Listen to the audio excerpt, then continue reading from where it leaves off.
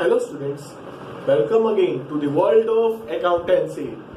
I hope you all are practicing hard at home. This is Amit sir, your accountancy teacher. Now in this video we will do quick revision for chapter number 2. But before I start, I'll suggest you all to please like and subscribe my channel. Now first we must revise the meaning of goodwill.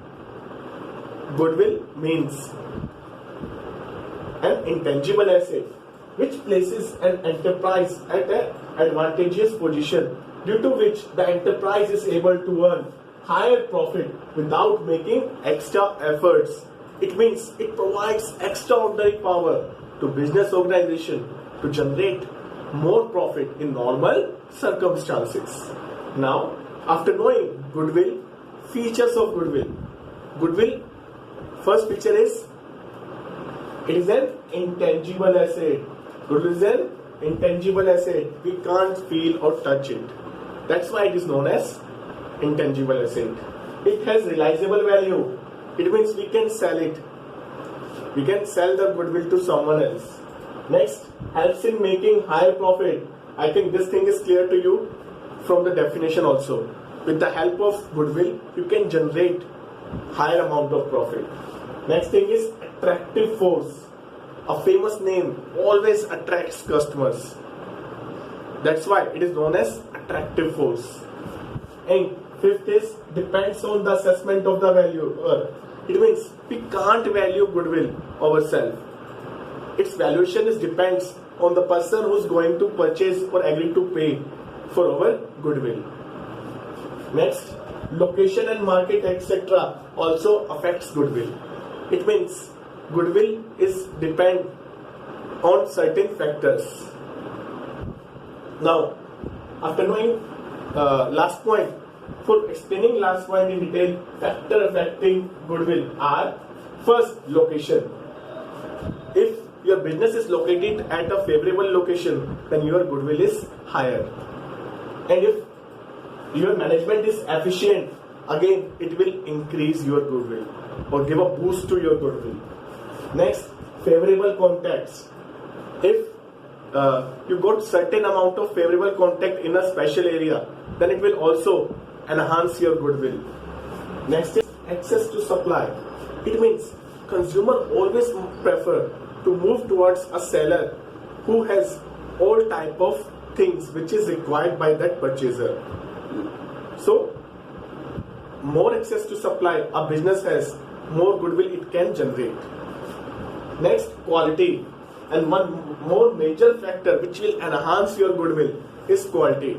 If any business quality is good, then it will also enhances your goodwill. Next is market situation. Like these days, due to COVID-19, market situation is worse. So, goodwill of any business, whatsoever is there, it will be reduced. It means if market is booming, your goodwill is also booming. Next is past performance. Historical data, past relation also affects your goodwill. If your past relation and past performance are good, then it will automatically attract customers. Therefore, it will enhance or affect your goodwill. Now, after knowing factors affecting goodwill, we can divide goodwill in two categories. First is self-generated goodwill. It means the goodwill which is created by business itself. It means when firm is creating goodwill by making their own efforts, that type of goodwill is known as self-generated goodwill. And that goodwill is not recognized. It means we are not going to record that goodwill in balance sheet. And other type of goodwill is purchase goodwill. Purchase goodwill is to be recognized and it must be recorded in balance sheet at a price paid to acquire that. One more thing you should remember, that goodwill also be amortized as soon as possible. These things are explained why self-generated goodwill is not recorded in Accounting Standard 26. Accounting Standard 26 says we can't judge our own goodwill ourselves. With that, theoretical portion of goodwill is almost over. Once we complete revision of all the theoretical concept of valuation of goodwill, let's start revision of practical methods for calculating goodwill. Those methods are categorized in three categories. First is average profit method, second is super profit method, and third is capitalization method. Under first method, two more categories are there: simple average method and weighted average method. Under simple average method, goodwill is computed by multiplying average adjusted profit with number of years of purchase, and that adjusted average profit is computed by total of adjusted profit divided by number of years of purchase. Here adjusted profit means profit after all the charges, but before making adjustment of abnormal loss or gain. Now once you get average profit, you can substitute it, and on multiplying it with number of year purchase, you will get goodwill through simple average method. Now next average profit method is weighted average profit method. Under this method, first we have to compute weighted average profit, and that profit is computed by summation of product into weight divided by summation of weight. Once you get weighted average profit, your next step is to compute goodwill, and for computing goodwill, step is weighted average profit, which you computed through this step, multiplied by number of years of purchase. Again, profit here means adjusted average profit, and W means weight. Now second category is super profit method. Under this method, goodwill is calculated by multiplying super profit with number of years of purchase. And here super profit again means the same, that is excess of profit which you generate through a famous name over the profit which you can generate with your own name is known as super profit.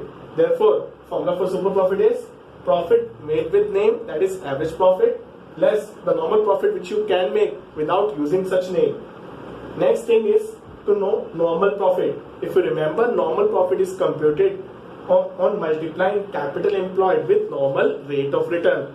Once you get normal profit, your main point of attention is on how we can compute capital employed. Formula for capital employed is assets minus outsider liabilities. One thing you should remember again, asset exclude non-trade investment, fictitious assets, and goodwill. Second approach is capital plus reserve. Now, after completing super profit method, final category is capitalization method.